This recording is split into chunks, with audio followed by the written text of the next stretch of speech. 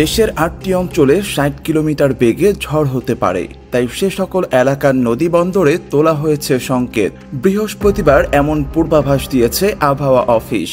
আবহাওয়াবিদ হাফিজুর রহমান জানিয়েছেন, রংপুর, দিনাজপুর, রাজশাহী, পাবনা, বগুড়া, টাঙ্গাইল, ময়মনসিংহ এবং সিলেট অঞ্চলের উপর দিয়ে দক্ষিণ পূর্ব দিক থেকে ঘন্টায় ৪৫ থেকে ৬০ কিলোমিটার বেগে অস্থায়ীভাবে দমকা ঝোড়ো হাওয়া সহ বৃষ্টি, বজ্রবৃষ্টি হতে পারে। এসব এলাকার নদীবন্দরকে ১ নম্বর, আমি আবার বলছি ১ নম্বর সতর্কতা সংকেত দেখাতে বলা হয়েছে।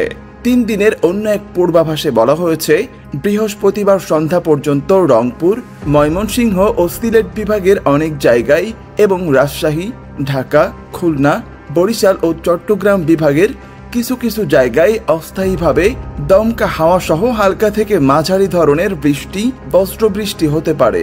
সেই সঙ্গে রংপুর, ময়মনসিংহ ও সিলেট বিভাগের কোথাও কোথাও মাঝারি ধরনের ভারী থেকে ভারী বর্ষণ হতে পারে। সারা দেশে দিন এবং রাতের তাপমাত্রা প্রায় অপরিবর্তিত থাকতে পারে।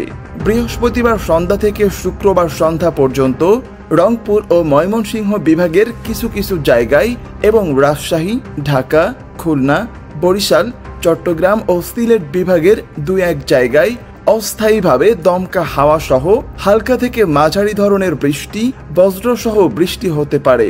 সেই সঙ্গে রংপুর ও ময়মনসিংহ বিভাগের কোথাও কোথাও মাঝারি ধরনের ভারী থেকে ভারী বর্ষণ হতে পারে।